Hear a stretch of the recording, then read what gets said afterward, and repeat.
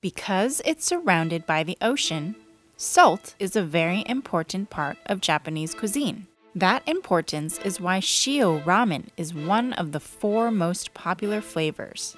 Unlike miso or shoyu though, Shio is a very flexible category of ramen.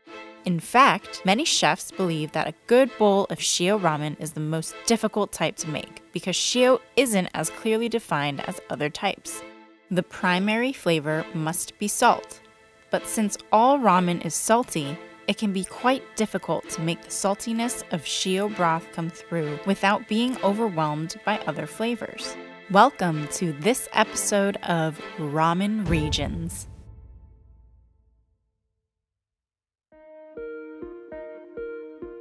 Shio ramen hails from Hokkaido and is sometimes called Hakodate ramen after the port city where it's most popular. Hakodate is southern Hokkaido's largest city, known for its abundant seafood. Since winters are so cold and snowy in Hokkaido, which is the most northern island of Japan, a piping hot bowl of ramen is the perfect way to keep warm. Shio ramen is most often served with thin, straight noodles. These help the saltiness of the broth shine through, helping to fight off any chill you might be feeling. While ramen served in Hakodate usually uses a base made of pork and chicken, the broth of Shio ramen is much more flexible than shoyu or miso. One popular type of Shio ramen uses yuzu, pairing the salty broth with the tang of citrus.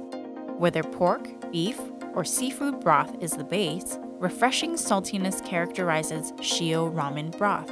We use a chicken base in our Shio ramen, making it a bit like a Japanese version of chicken noodle soup.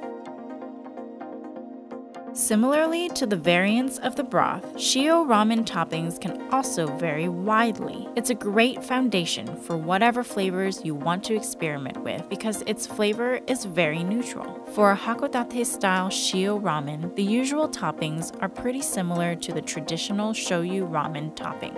Pickled bamboo shoots called menma, sliced chashu-style pork, and green onion. Of course, seafood is also a popular topping, along with hard-boiled eggs, dried seaweed, bean sprouts, and corn.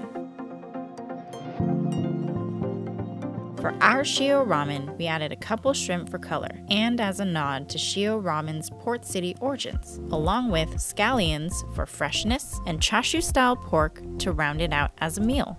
Then, because sometimes it just doesn't feel like a ramen without one, we added a soft-boiled egg. Even though ramen might feel like a winter food, we hope you can find ways to enjoy ramen whatever the weather. Maybe try making dipping noodles this summer to cool off. Anyway, itadakimasu!